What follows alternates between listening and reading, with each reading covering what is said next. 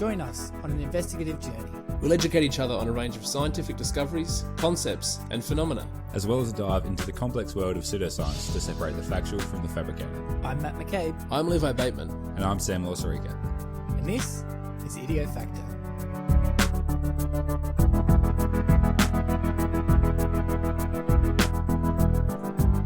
Maybe one time you should throw in a I'm Dr. Sam Lossarica. Nah, I copped enough doing that one time, so we're going to do it again. And now it's affected me so much that people at work are like, "You a doctor?" I'm like, do the people at work listen?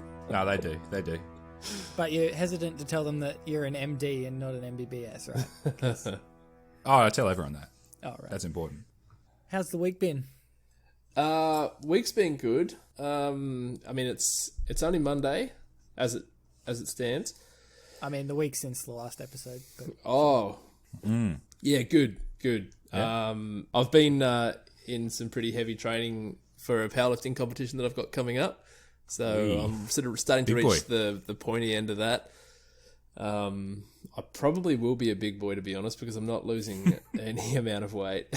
And I wanted to compete in a certain weight class, and it looks like I'm going to be the weight class above it because I just love to eat a lot of food. So you're going to be at the bottom of the weight class above, which means that you'll be at a disadvantage? At the moment, it looks like I'm going to be in the middle of the weight class above where I thought I was going to be at the top of. So I've put on 5 kilos. No, I haven't. I just didn't lose 5 kilos. Right. And I thought I might. Or did you lose it and then put it back on again? I think the last time I weighed what I hoped that I would weigh by now was probably about a year ago. I mean, a lot of that's muscle though, right? Like, some of it is. I've also eaten a lot of food. Yeah, but you've also been training hard, so... Yeah. You need to eat a lot to build a lot of muscle and mass in general.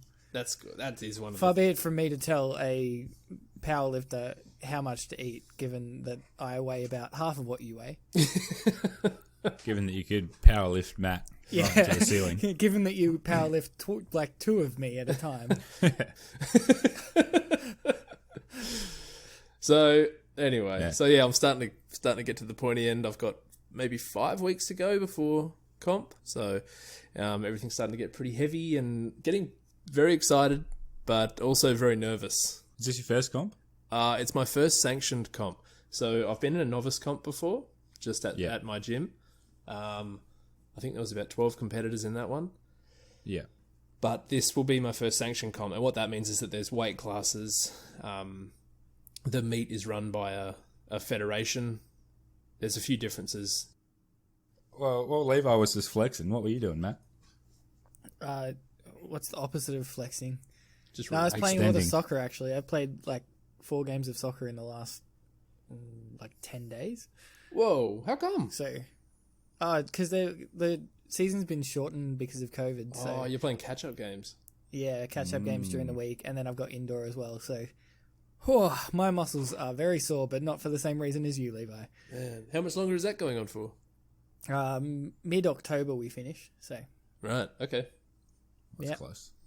Yeah, it's not too far away, but it's been a bit of a slog. Oh, yeah. Sounds like it. Yeah. What about you, Sam? Any physical exercise for you these days? Yeah, I'm running. You've been pushing the levers down on your coffee machine? That is a good workout in the morning. Yeah. Gets you moving. But no, I've been running actually, so we're getting close to our season as well, so we're starting to pick up. Training 4 times a week at the moment, so yeah, it's good. We haven't spoken about this before, Sam. What do you want to tell everybody what your particular chosen sport is? Oh, I'm a sprinter, so short distance, 400 is the longest. Anything shorter than that, essentially. So if you could think of a sport that's the exact opposite of powerlifting, it would be what Sam does. I'd like to say that I'm a good balance between the both, but not really. It's more on Sam's side than yours, Lev.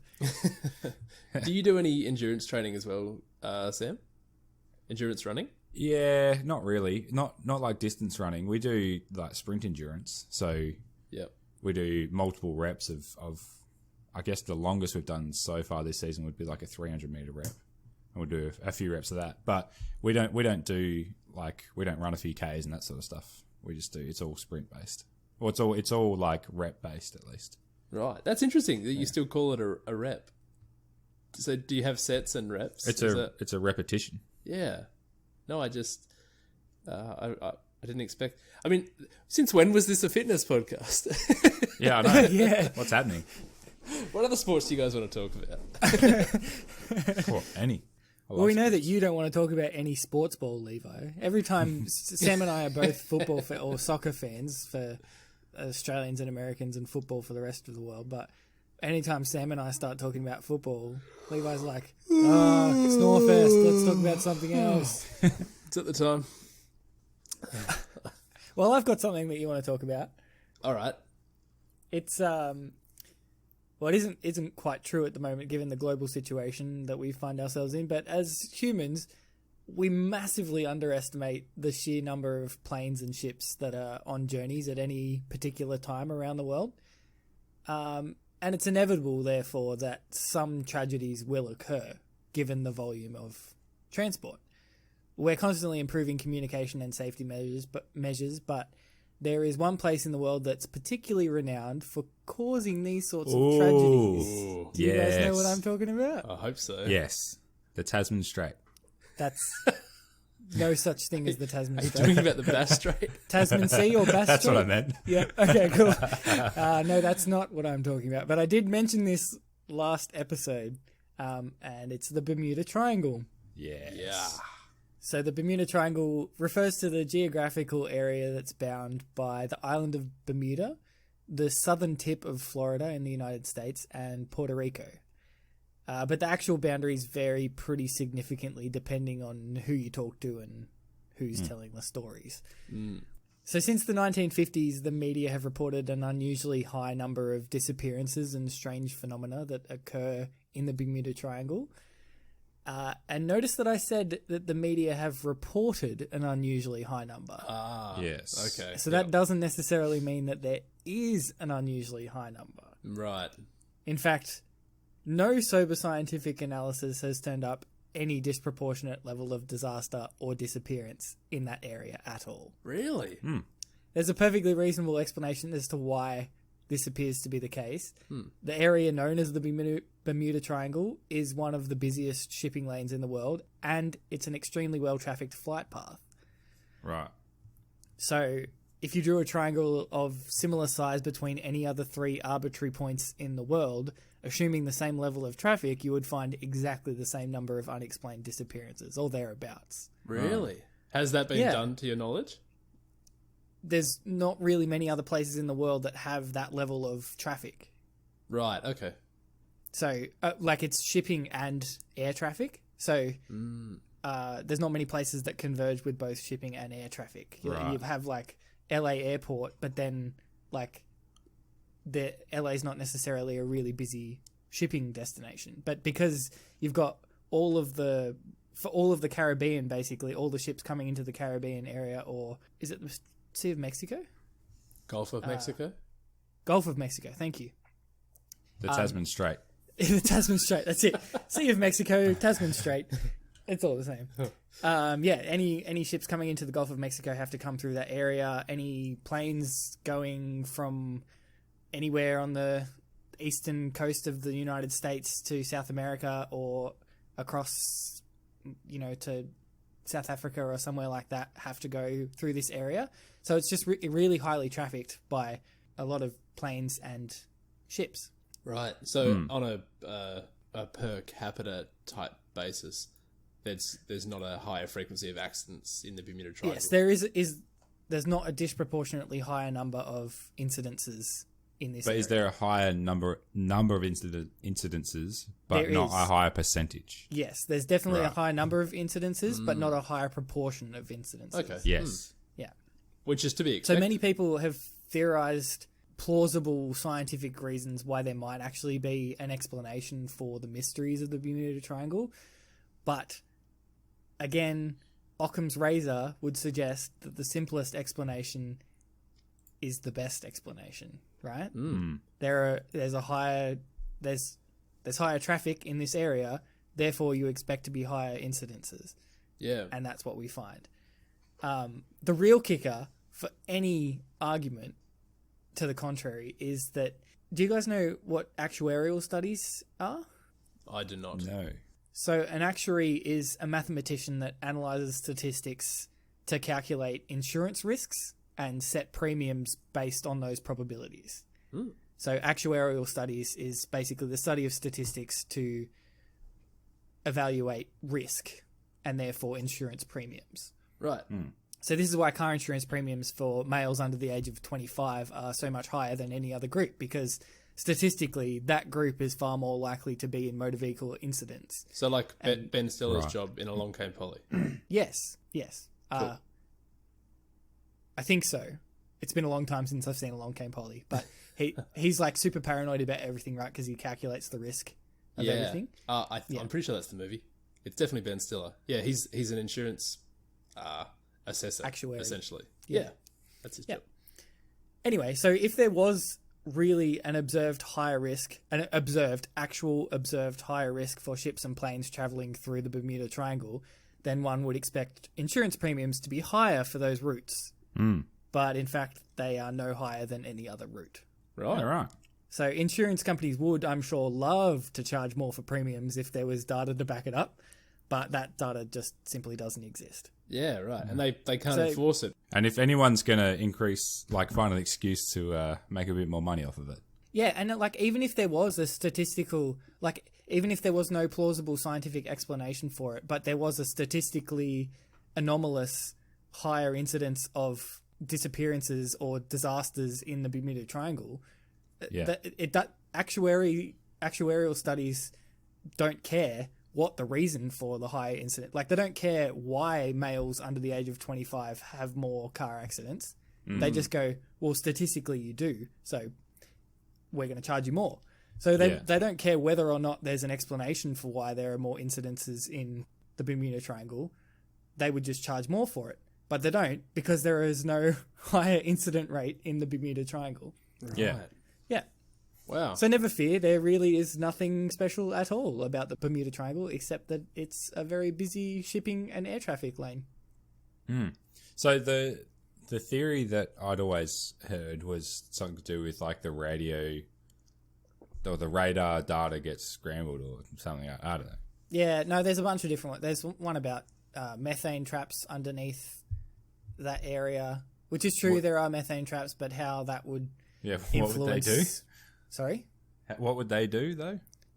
Oh, people have said that they cause whirlpools and stuff like that. And they don't. Right. They don't. Yeah. Underwater methane traps. Yeah. But there's interesting things about the geology in that area, and there's like that area is known for its hurricanes and stuff like that. But like none of those things really matter because the data just isn't there to support the fact that there's a high incidence rate. Yeah. That it just doesn't. Yeah, okay, maybe it's particularly storm prone. So, maybe there are methane traps, but like there's no established reason why that would cause the disappearance of ships in that area. Yeah. Right. Anywhere else, like any more than anywhere else. So, yeah, it's just kind of become a myth that is perpetuated by popular media. Yeah. Pretty bizarre, really, when you think about it. Like, people have just latched onto it and just run with it. Yeah, I mean, I even thought that possibly that there may have been an abnormally high number of incidents there, but I thought there would be a plausible explanation for it. Like, you're pretty close. You're within the tropics there, aren't you? So I thought maybe there's storms, which would cause accidents in planes or ships. But yeah, as you've said, of course, use Occam's razor, and you'll find that more vehicles, more accidents. Yeah, I mean that's the case literally anywhere else. Where you get lots of where you get lots of something, you get lots of the immediately correlated thing. Like that's it's not rocket science. It is actuarial science though, which is an interesting field actually. Actuarial science is super interesting. Just on a purely intellectual basis, like there's no Like I said, they don't care why things happen. They just analyze the statistics and go, okay, this is the pattern that we find. Yeah. That would have to be something to look into for future topics, I think. Yeah. That's cool. I knew that those people existed, but I didn't know that it had a name or that it was a sort of field in its own. Yeah, very cool. Well, I'll tell you something that has had a fair bit of study done on it. And have either of you guys heard of vasalgia? And Sam, stay quiet if you have, because you probably may have come across this. Okay. Vasalgia. Vasalgia? Veisalgia. Well, like, vasodilation is like the dilation of the blood vessels. So it's not quite that. So there's two words within this. So it would be... I actually haven't come across it, but I'm assuming it means pain of the blood vessels. Oh, you're getting pretty close. So there's actually two words within this that we need to look at the etymology of. So the first part of the word is of Norwegian origin, Vase. Actually, Norwegian origin? Yeah, actually spelled Kveis. And this means discomfort following overindulgence. And the second part of the word comes from the Greek algos, meaning pain. Yeah. Heartburn? No, not quite. Yeah. So overindulgence, what else might you overindulge in? Alcohol? Food? Yep. Alcohol. Vasalgia is the technical term for a hangover. So this week I'm talking about hangovers. Oh, great. And in particular, an alcohol hangover. Oh, is there other kinds? Yeah, I mean, I guess a lot of recreational drugs have a hangover. Okay. I don't necessarily know that it's called a hangover. Yeah. Come down. It's called withdrawal. Yeah. Yeah. But is the hangover like an alcohol hangover? Is that withdrawal? A very severe one is. Yeah, kind of.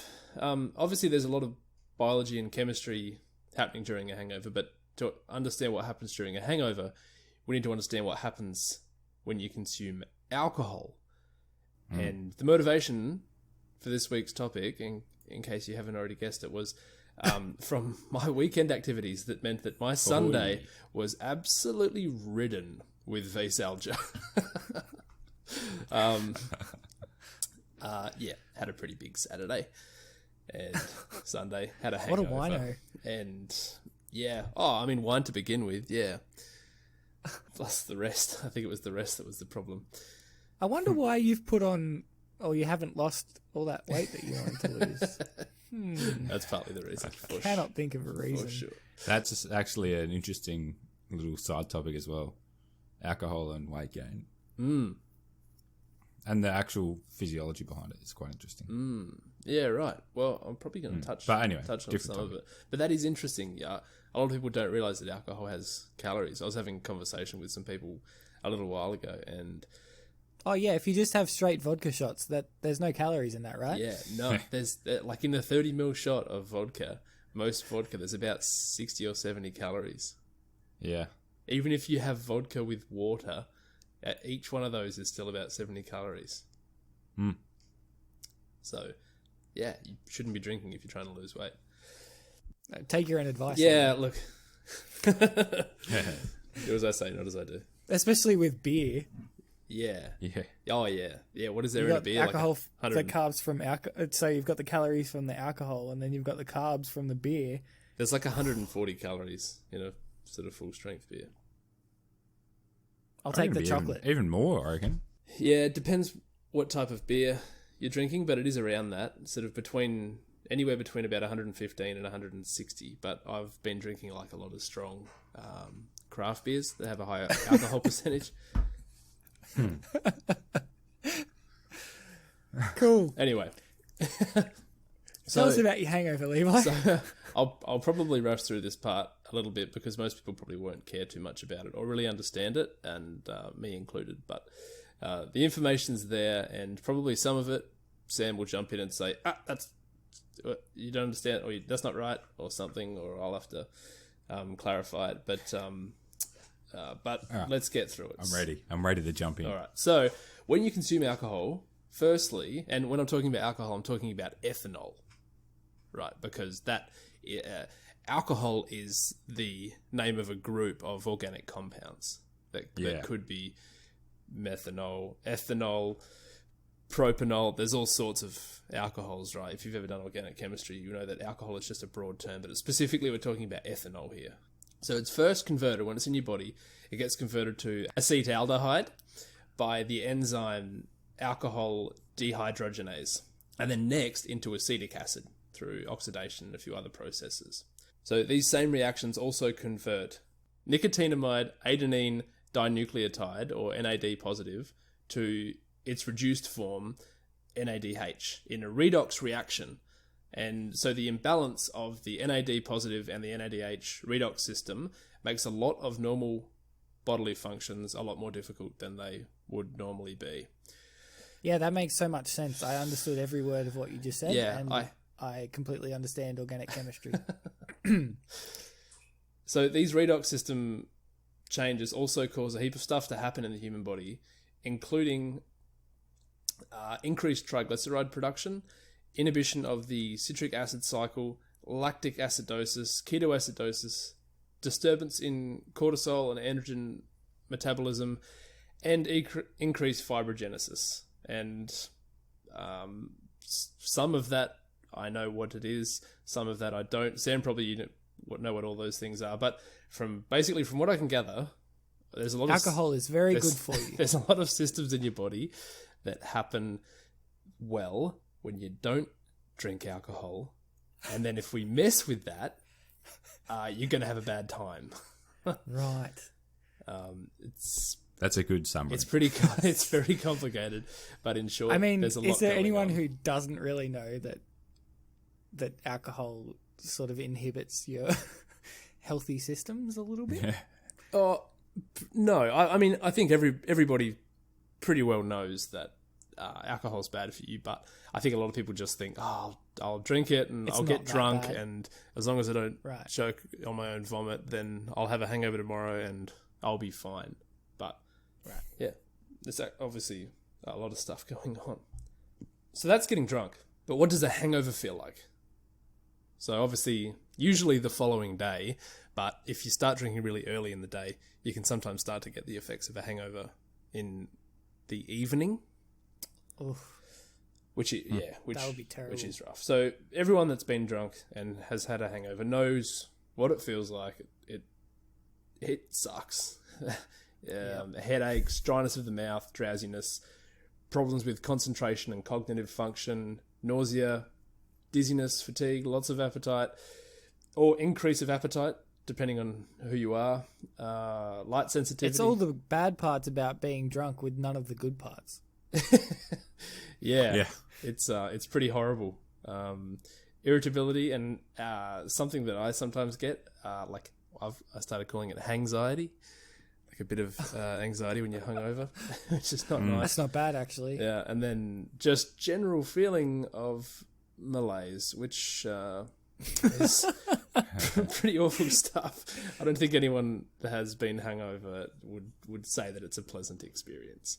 I'm also not sure that the thing I would describe when I'm having a hangover is a general feeling of malaise. On top of everything else. Yeah, I mean, it's more a kill me now sort of. Depends on the I'm hangover. feeling I general suppose. malaise. Depends on the hangover. Depends how hard you've hit it. I was certainly not feeling general malaise on Sunday. And I think it was this hangover in particular that sort of inspired this topic, because I've had some bad hangovers in the past, but yeah, this one really got to me, and it wasn't nice. And I kind of wanted to know if there was anything that you could do about it, either before or on the day that you wake up with the hangover. So to understand what happens, we'll go through the causes. So there's many possible causes of a hangover.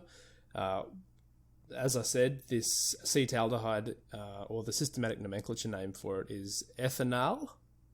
And just as a sidebar, did either of you guys do organic chemistry at school or uni? Yeah, I did it in first year of uni and sucked at it, so I gave it up. I did it in first year of uni as well. I absolutely loved it. It was one of my favourite parts of chemistry as a whole because it's so insane. It's so logical. Everything about it makes so much sense. The naming of chemicals makes so much sense. We also did a bit of biochem in our first year of med, which was cool. Oh yeah, yeah, right. Quite interesting. Yeah. I don't remember any of it though. Right. But it was. I remember enjoying it at the time. Yeah, cool. So anyway, this acetaldehyde, or also called ethanol, seems to be one of the most dangerous byproducts of alcohol metabolism, and it's roughly 10 to 30 times, depending on the person, and it does depend on genetics, but it's 10 to 30 times more toxic than ethanol itself. So as ethanol breaks down, you're left with this toxic product in your body circulating around for many hours after the initial consumption. Obviously this is going to do some damage. So that's the first point, is that you're literally poisoning yourself. The other thing is, when you drink an alcoholic beverage, you're consuming water and ethanol, but the beverage that you're drinking is also filled with, even before you add anything to it, it's also filled with these other products known in the drinks business as congeners. Now, congeners are... Excuse me? How do you spell that? CONGENERS. Okay. I've never heard that before. Yeah. I'd heard it for the first time today. I knew it was a thing, but I didn't know that it actually had a name. So congeners are all of the flavours and colours and byproducts of fermentation and distillation. Right, so it's they're like toxic. the thing that distinguishes like vodka from tequila, for example. Mm-hmm. Yeah, exactly. Right. So Sam, I heard you say they're toxic. Some of them are, some of them are not. I'll name them all in a second, but essentially ethanol on its own is definitely enough to produce the side effects of a hangover and to give you a nasty hangover the following day. But these congeners are thought to exacerbate the effects. And to be perfectly honest with you, I don't know whether it's pronounced congener or congener, but we'll just... Congener? Could it be congener? Yeah, I would have thought congener. Don't know. Sure. I watched a few videos on it and it didn't... most of these people were saying congeners. But okay. Anyway, it's certainly not a word that I'd really heard much before. Nope. So, so an article published in the journal Annals of Internal Medicine found that clear liquors such as vodka, gin, and white rum actually contain less congeners than scotch and brandy and other dark spirits. And in case you're wondering, I actually... And red wine as well, I think. Yeah, big time. I was about to say, I saw there was another article that I was reading that referenced which drinks will give you the worst hangover, ranked from, the least severe hangover to the most severe hangover. And so, triple distilled vodka being the least hangover per given unit.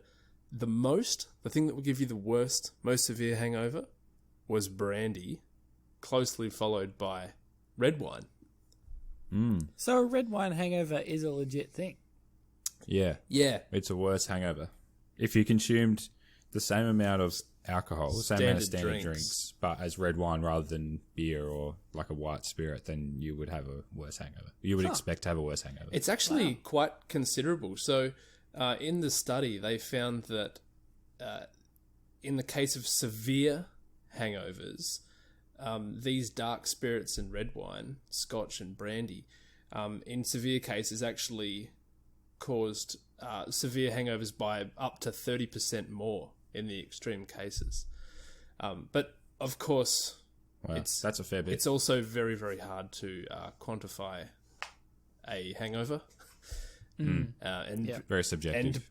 Very subjective. And there are a lot of other factors as well, right, that influence how bad a hangover is going to be. Oh, there's heaps. Yeah.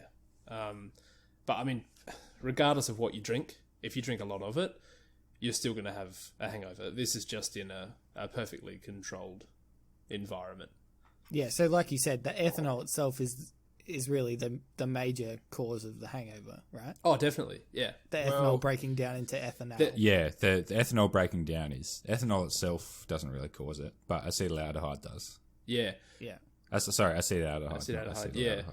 So, but some of these congeners can actually be quite nasty. So they can include chemicals like amines, acetones, polyphenols, methanol, histamines, esters, and tannins. So methanol is probably one of the worst of these congeners.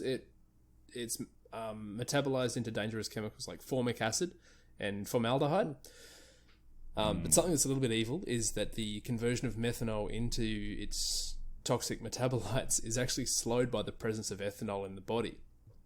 So it makes it last longer. Yeah, and it also doesn't begin to properly break down until after you're delays the breakdown. sober.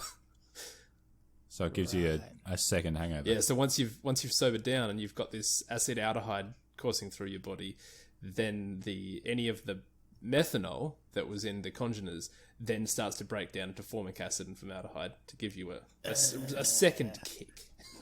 Oh, great. So, that's what you want. Oh, yeah. So some of the more obvious side effects of excessive alcohol consumption include vitamin and electrolyte loss, just purely due to these being used up in the ethanol metabolism process, and dehydration, probably for a couple of reasons. Dehydration. Well, probably for 3 reasons that I can think of. Firstly, when you're drinking, you're probably not thinking much about water. Secondly, you're probably eating I do eat quite salty, rich food, pizza and chips and the like. And thirdly, and the biggest one, is that alcohol is a diuretic, as we've talked about before, which causes you to lose water. And the more you drink, the more you will lose. So that's a big one.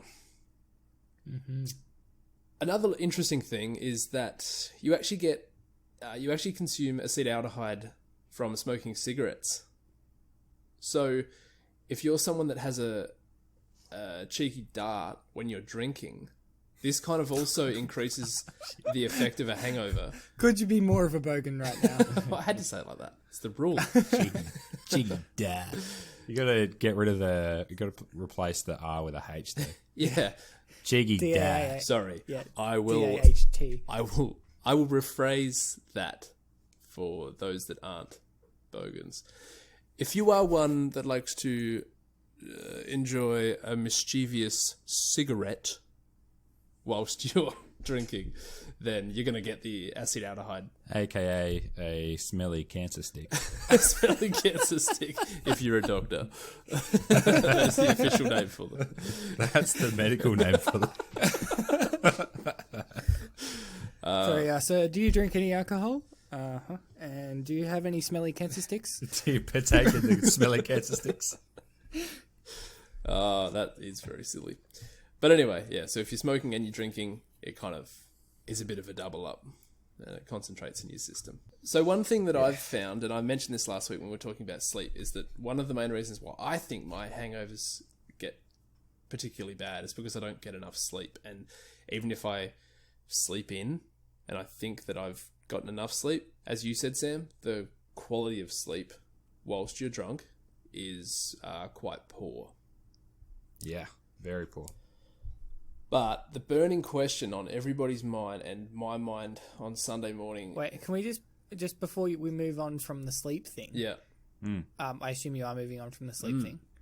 Okay, so I don't know if either of you have experienced this, but I hate napping because when I nap, I don't nap for long enough, and I wake up with a thing called sleep inertia. Have you guys heard of sleep inertia? No. So it's when you don't quite shut down properly, and then you're awoken from a semi-conscious state, and it feels like you're hungover. Like that is the thing that I can equate it to most. It feels like you're hungover. So I'll go to sleep for 15 minutes, and it won't be quite enough to get me in a proper sleep state, and then I'll wake up, and it feels dreadful. It feels like I'm having the worst hangover ever for about 5 or 10 minutes afterwards. Really?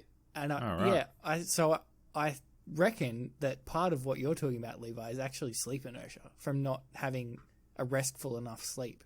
Yeah, I mean, it's quite possible. That definitely would contribute to the negative effects of a hangover. Yeah. Especially if you actually have physiological effects as well.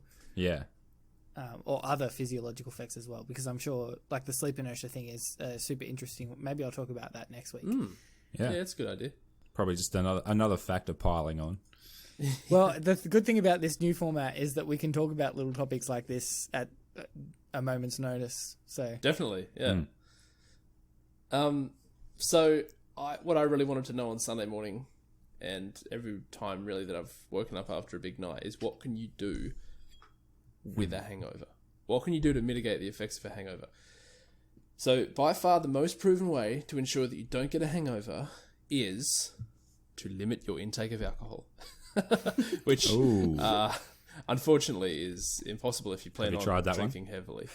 I tried a lot. No, that's actually a good point, because I wake up nearly every morning of my life with no hangover.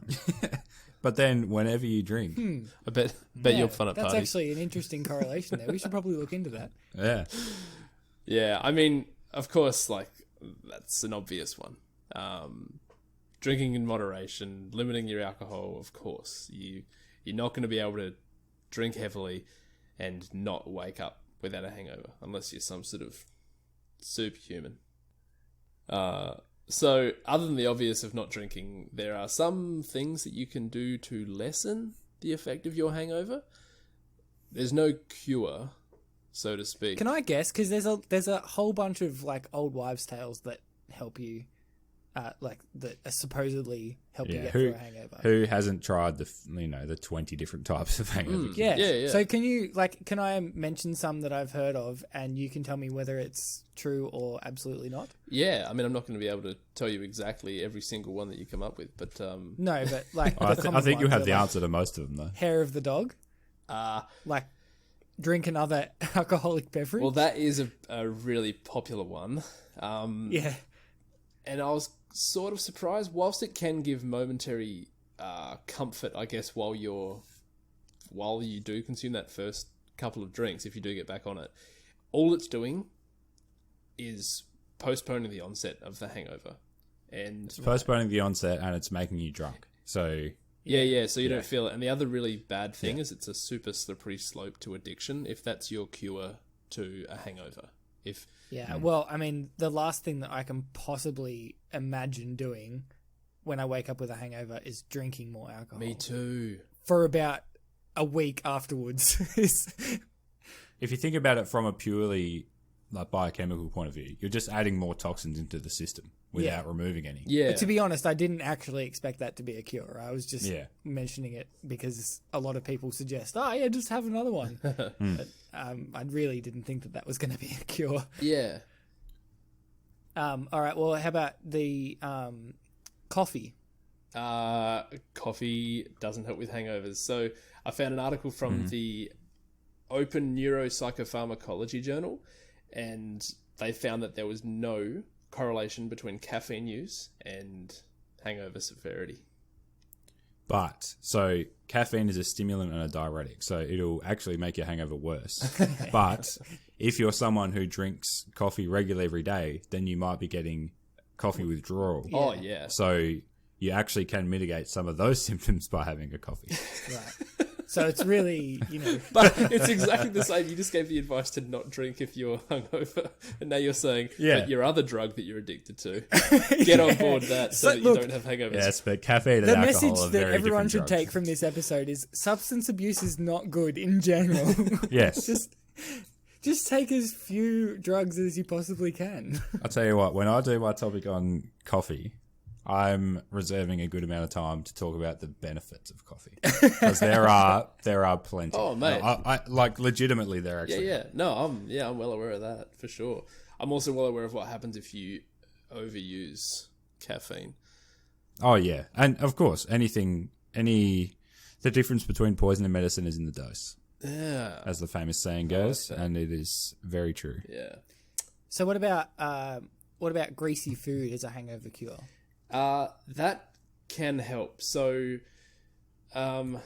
whilst so if you Sam's like, I mean, to be perfectly honest with you, I didn't find any information on this whatsoever. But just going off what I know about the human body, so you can't treat a hangover, but you can try and treat the symptoms. So I'll just list a few of them. So firstly, you should drink water. Firstly, during your drinking session, and then at the end of the night before you go to bed, and then when you wake up in the morning. It's not going to take it away, but it may relieve some of the dehydration-related symptoms, like the dry mouth and possibly the headache. The other thing that you can try and do is take some drugs for the headache or the tummy ache. I'm not just talking about drugs. Ibuprofen or aspirin or something like that. Some sort of non-steroidal anti-inflammatory. So you can give that a go if they usually work to take your headache away. And there's probably some other drugs as well. You might know, Sam, that you can use to reduce nausea, but it's not really something that most people would have access to. So I didn't really talk about ondansetron or anything like that because it probably doesn't. Although ginger as a home remedy for mild nausea works pretty well. Does it actually? Yeah. Right. Yeah. Oh, well, I wish I'd known that. I actually love ginger. The reason that I said that food might help is that the vitamin and mineral loss that you experience throughout the night, I thought possibly could be solved by eating food or taking supplements. Although, what I did think though as well is that the time taken to restore these stores in the body is probably just going to take just as long as it would for the hangover to subside. So of course, okay. Well, food in general, yes, you should eat because decreased blood sugar actually can be another additional cause of the symptoms of hangovers. Yeah. And you're right that there's those deficiencies as well. But fatty food is generally quite salty, and salty food will add to your dehydration, so it could make the symptoms worse. And then there's just general inflammation after drinking alcohol, and fatty foods can kind of increase inflammation as well. So food, yes, but fatty food, probably not. Oh, yeah. So I should have clarified. Yeah. So when you were talking about, I was just answering your question, Matt, just food in general, but you meant specifically like greasy, fatty food. Yeah. You know, everyone suggests like, sausages or like, you know, a hamburger or something like that. I mean, that kind of food's not good for you at the best of times. Yeah. But it is delicious. So. Yeah. Yes. Oh, definitely. So I have a hangover Moderation. cure that I think might work, and I might just run it by you, Sam, because I don't think you would have investigated this, Levi. But I'm thinking maybe if before I go to bed, after I've been drinking, if I put my crystals out on my windowsill to charge and then hold them in my palm when I get up first thing in the morning, do you think that'd work? Only if you rub them it against depends your what kind of crystals. It does. Oh, okay, cool. It does depend on what type of crystal and how long you charged it for under the light of the full moon. Right. Yeah. Yeah. Cool. Well, it's just a thought, you know. Yeah, I mean, you could also try salt therapy. It's probably a topic for no, it wouldn't the show work one day. because it's salty. Duh. Yeah, true. It's kind of funny. Obviously, there are a lot of things that don't work. All of the old anything that you can buy in a little sachet that you're supposed to drink in the morning to help your hangover probably is not going to really work that well. But doing the research for this topic, I actually read about a heap of clubs and pubs and hotels around the world that produce hangover cocktails or mocktails. Bloody Mary. And food. Well, the Bloody Mary is one of them. I also saw that certain cultures believe that foods such as owl eggs and fried canary have been used for hangover cures. But yeah, these mocktails, most of them are gross. They contain everything from Worcestershire sauce and Tabasco sauce. And there was one that was Coca-Cola and milk. Yeah. Was one particular hotel. Does that not curdle the milk though? Yeah. I don't know. Yeah.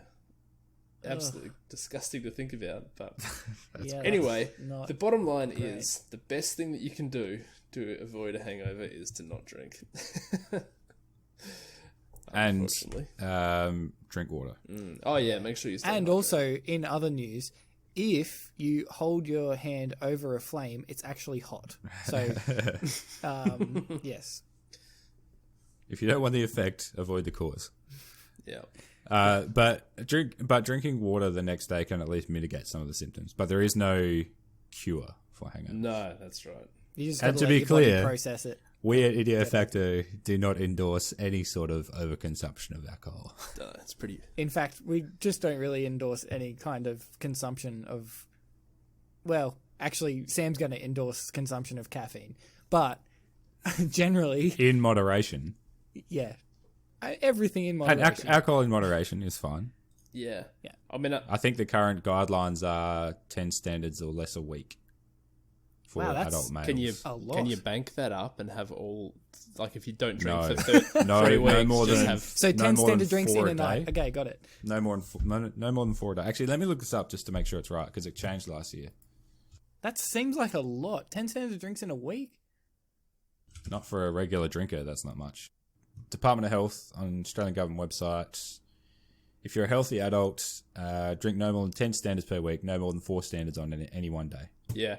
And For men and I women. mean, the thing is that based on those guidelines, technically you could do that every day for the rest of your life, right? And it's the World Health Organization that's recommended that that's a safe level of alcohol. Yeah, that's the Australian government guidelines. I think it is World Health Organization as well, changed their guidelines last year. Yeah. Yeah, but 10 a week, no more than 4 in one day. Matt, you think For a is the healthy recommendation. human as well. But, like, if you do that, I don't think you'll remain... Your liver shortly wouldn't remain that healthy for the rest of your life, right? Yeah, that's the recommendation for healthy living. That's essentially what it is. Yeah. I mean, you think a lot of just so people, much like more how than I many thought. people, and at some points in my life, me included, would get home. If you pour yourself one large glass of wine, that's 2 standard drinks in that. Yeah. And that would be nothing for a lot of people to come home, and as they're sitting down to dinner, have a large glass of wine. I don't think that's all that strange. No, I guess not. I mean, I guess I'm biased because of my own personal experience, and I probably have maybe 2 or 3 standard drinks a week, maybe, and all on one night. Yeah, which is fun. But that biases my perception of what constitutes a lot of alcohol. Yeah, it does. Yeah. But look, like, it's not saying you should consume some alcohol. It's saying don't consume any more. Yeah. No, it's not saying know everyone should consume 4 drinks in one setting. But Yeah. yeah. They're not saying it's beneficial to consume up to this amount. They're saying it is definitely detrimental to your health to consume to consume more than that. I mean, it's definitely detrimental to your health to consume alcohol of any description, right? It's just probably not. Well, I mean, there's certainly not going to be any benefits from it. Yeah, but no If doctor, anything, it's going to be including you, is going to say, "Yeah, you should drink more alcohol." No. No one's going to say you should drink more, but I think what doctors would say is that you, based on the fact up that to that amount is fine, is okay. Right. Yeah. Unless, of course, you're pregnant or you have some other sort of Yes, health not if you're effects. pregnant and not if you're underage or any other health Medical, conditions that could be adding to it. Yeah. But I think what's And interesting, there's a lot of medications that interact with alcohol as well. So. yeah, I mean, what's interesting is that alcohol, just goes to show that everything, not everything, most things in moderation can be okay, because obviously you're not going to find on any... Except for cigarettes. Well, I was about to say, cigarettes. You're not going to find on any government health guidelines that, the safe amount of cigarettes to smoke is, 2 per day or no more than 20 per week or something. Yeah, every cigarette is doing you damage. That's right, yeah. Mm-hmm. So I just wanted to quickly talk about the phases of clinical trials, mostly because of all the coverage on the COVID vaccines being brought out, and they're all in phase 3 trials, which sounds great. But then a few people have actually asked me, but what does that actually mean? So I thought it would be a good thing just to run over. Basically, there's 4 main phases of clinical trials. Do you guys know much about the clinical trial process? I have a little vague bit. idea, but I've really only learnt it in the last 6 months. Yeah. So, look, it's pretty straightforward. Essentially, before we get to those phases, though, there's preclinical phase, which is testing the drug in non-human subjects, which is to gather efficacy, toxicity, pharmacokinetic information. So just testing, one, that it works, 2, is it toxic? And 3, how is it metabolized in the body, which is pharmacokinetics. So how is it broken down and how is it removed from the body, essentially? And how long does it last in the body? So those studies are in vitro and in vivo. Do you know those in vitro terms? means in a petri dish. In a dish. Yeah. I don't know what in vivo is means. The literal translation. In vivo means within the living. So essentially animal trials. Right. Or it can be human trials, but it's usually animal trials. Whereas in vitro is in the glass, so done with cells or tissue or those sorts of things. To test lots that of it works. things, lots of drugs are very good in vitro. Yes. And in fact, not even drugs. Lots of substances are extremely good in vitro, and fewer of those are good in vivo, and almost none of those are good in humans. Yeah. Like, did you guys hear about oleandrin last week? Yeah, No. that's a bit disappointing. Yeah. Oleandrin is it's a toxic substance from a poisonous plant. Basically, someone threw it in a test tube with some COVID and went, "Oh, it kills COVID," because they doused it with toxin. You know what And else then kills COVID? Alcohol. Everything. You know what else kills everything COVID? if you put enough in like there. Probably ink. Fire. Like Yeah. water, probably in high enough volumes. Like Yeah. But someone basically did one in vitro study and then took it to President Trump, who then went, "Oh, it's a cure," and tried to get it pushed to the FDA. Look, President all Trump got blocked. knows what he's talking about, all right? Yeah. I'm sure he's looked into all of the evidence and made a measured and reasonable decision. Wow. Yeah. And look, thankfully, and the people that did that basically said, "We're going to take it to the FDA and try and get it approved as a drug. And if that fails, then we're going to market it as a supplement." Oh. And the FDA said, "Well, no to both of those." Yeah. Did you see? Thank God. They were like, "No, it's not a drug," and also they said, "No, it's not, and we can't approve any trials because we're worried about the safety of it." Yeah. And then also no to the supplement thing because we're worried about the safety of it, and also you're trying to get it approved as a drug as well. So Yeah. no, you can't So do this oleandrin Yeah. is from like the oleander tree, like the shrub. Yep. Yeah. Yeah. Yeah, Yep. it's the toxin The from poisonous those, plant. from Kills those parts. people. Yeah. But Carl, How stupid is that? that kills people. Oh man. God. Anyway, so that's Mamas with that's, hats. Links in the show notes. So that's preclinical trials. Is basically checking that something works and then getting basic pharmacokinetics from it. And then there's phase 0, which is kind of an optional phase, where they So might do nobody a does very it then. well. It depends on the drug. Some do. It's basically if it's not sure that it's going to work, then they might try it. So it's usually like 10 people or less, and they'll just give very small doses of it to people, and then see how long it lasts, and how it's absorbed. So if they're not sure if something's going to work as a tablet or if it needs to be an injection, Right. So it's kind of like, do we need to waste our money doing this on a large scale? yeah, it's essentially like a viability kind of thing. Right. Yeah. Or it could just be clarifying the best route of administration for phase 1 trials. Right. So then we move on to phase 1 out of 4. So phase 1 is usually the first administration to humans, healthy volunteers, 10 to 100 people usually, and it's assessing the safety and tolerance. So getting better data on the pharmacokinetics and the pharmacodynamics. So the pharmacokinetics is how it's metabolized and how it's broken down in the body, how it's excreted. The pharmacodynamics is how it actually interacts with tissue. And then phase 1 is also used to determine the dosing, so how much is needed and how frequently and that sort of thing. Right. It's also a chance to look at drug interactions as well. And then that's generally when they decide what the best route of administration is. And usually, because it's still quite small and hasn't had much data in more than just a very small group of humans, then they usually do increasing doses, so dose ranging. So they start with a smaller dose and then they try again with a bigger dose and then check how that's metabolized and if there's any side effects and all those sorts of things.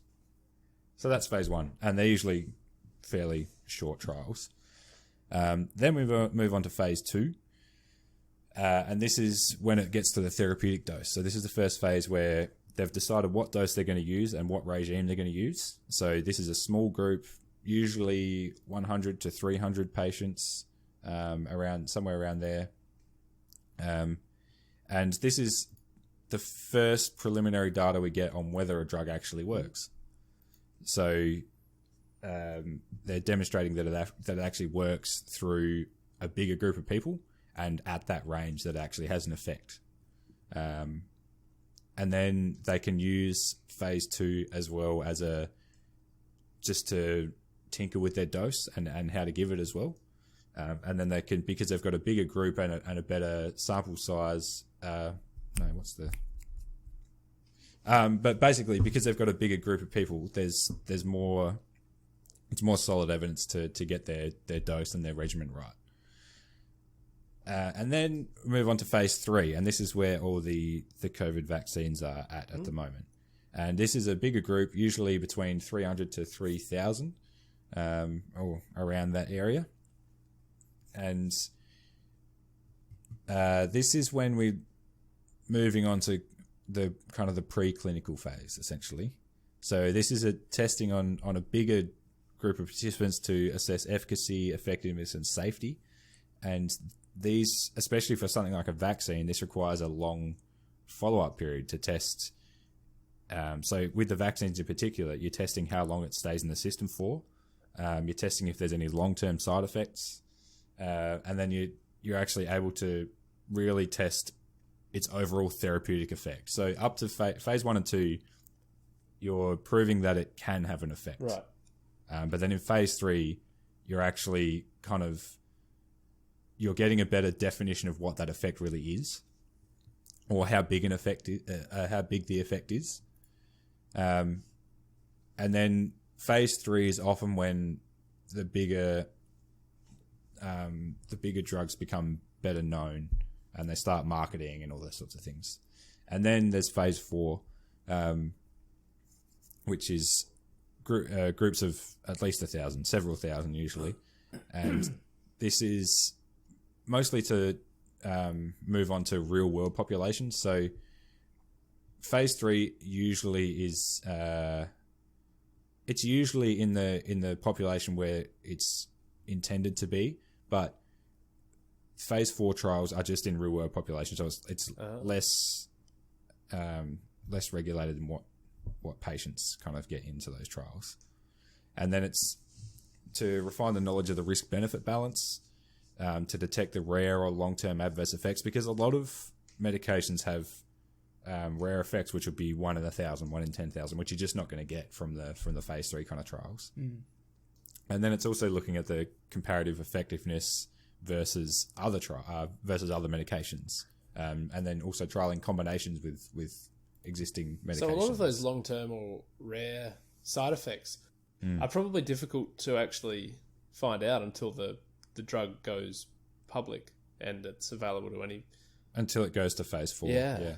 Because up until that point, it's still selected patients. And in phase 4, there's still exclusion criteria. For any sort of trial, there's exclusion and inclusion criteria, but it becomes less stringent as you become along. Right. As you come along. So, I mean, the phase 1 is just on volunteers that have no, or ideally shouldn't have, a pre-existing condition that the medication might work on. You're basically just checking that it has the effect you thought it did in the body. Yeah, right. Yeah, but then we move all the way on to phase 4. So with the COVID vaccines, they're in phase 3 at the moment. I think most of them started about a month ago. So for a vaccine, the trial period should be about 6 months. And the other difficulty with the COVID vaccine is COVID's got a very weird... So SARS-CoV-2 has a very weird immunological response. And they're not really clear on what regimen the vaccine should be given yet. The main two, from what I've seen, the main two speculations are it'll either be an initial with a booster after a month, or it'll need to be a 6-monthly injection. What do you mean by it has a weird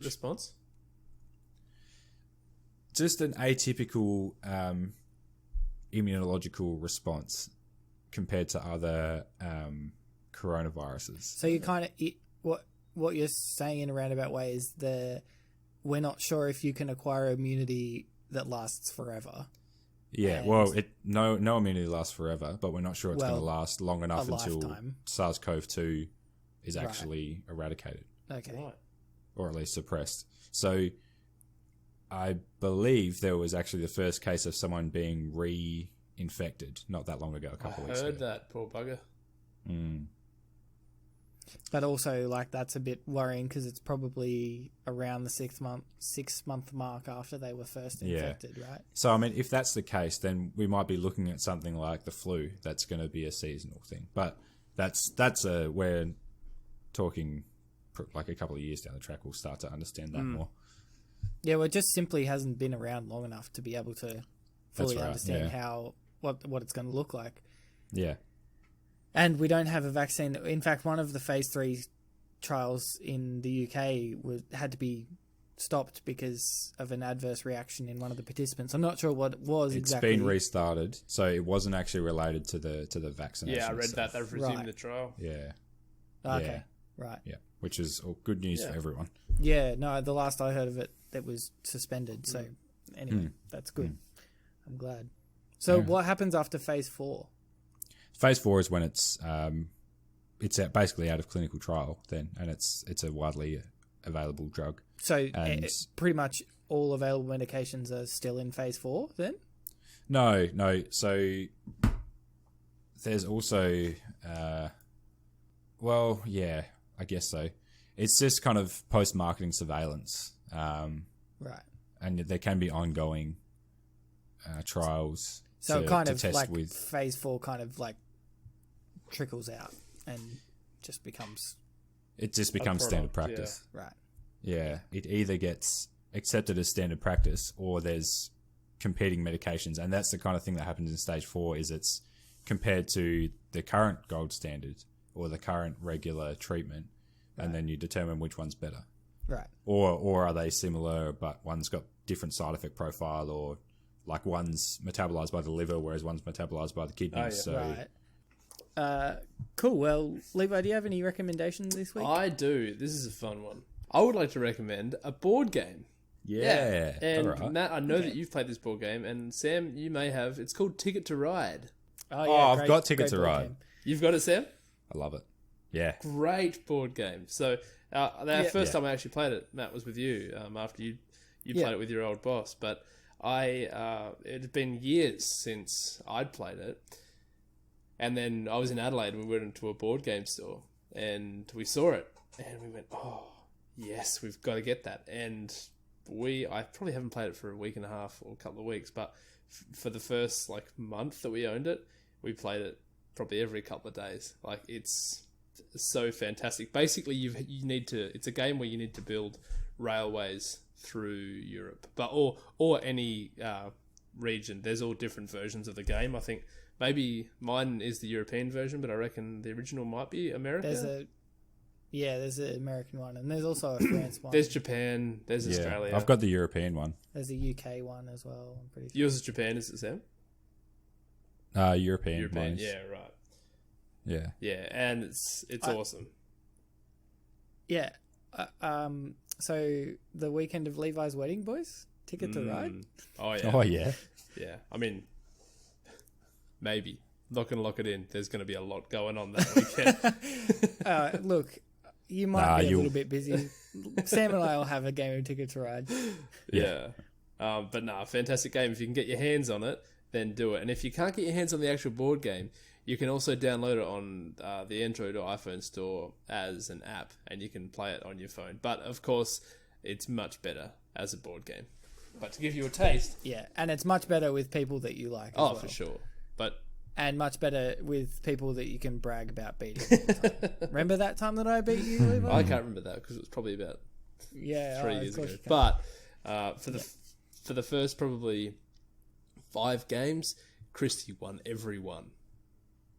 And then I finally beat her. Christy is extremely competitive. It was so vindicating. And it's not even that she's that competitive about this. I mean, she didn't rub it in. It's just that she's very good at a lot of board games. Yeah. Actually, she's very good at a lot of games in general.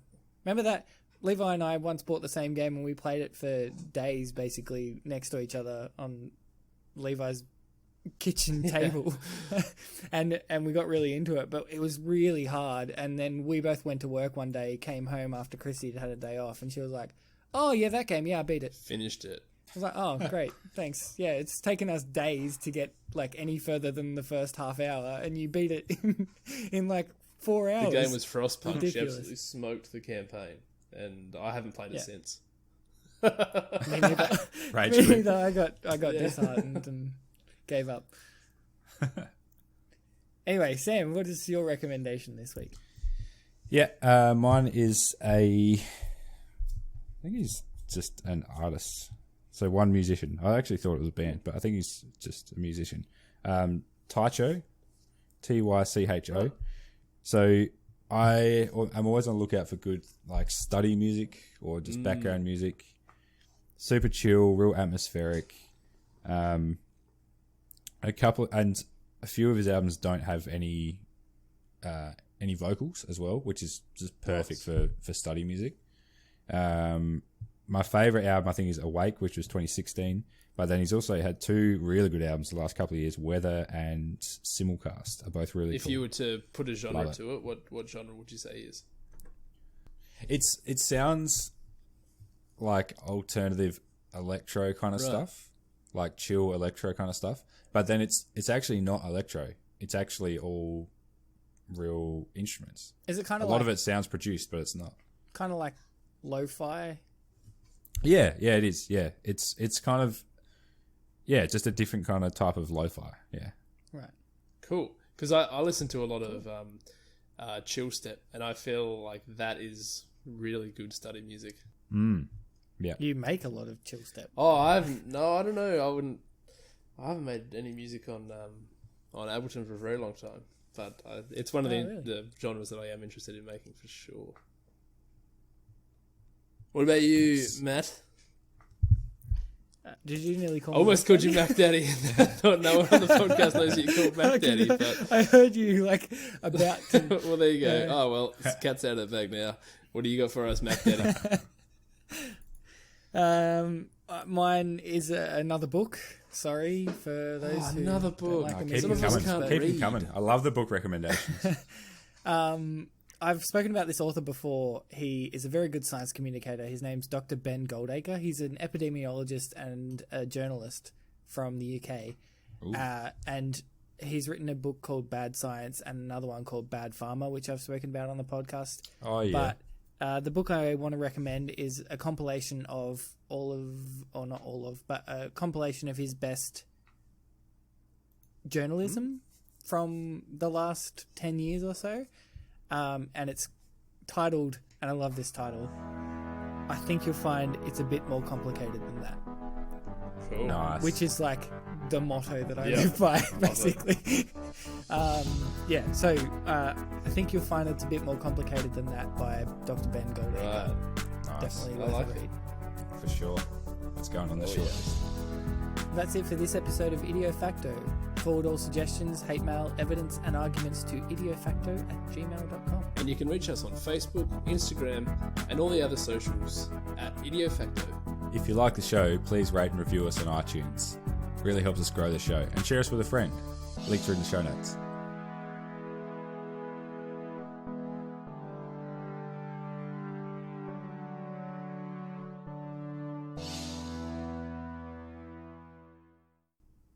An article published in the journal Annals of Internal Medicine found that clear liquors... Eternal medicine. Yeah, that's sick. This will be good forever. I mean, if you're going to call your journal Annals of something, then Eternal Medicine probably is a good one. Sounds pretty sweet, actually. Annals of Eternal Medicine. So it's the omnibus of Eternal Medicine. It's the Necrocomicon. It sounds like something that they would prescribe if you went to Hogwarts. Yeah. Anyway, that's very silly. I'm just going to say that sentence again because in the interest of editing. What for? All right.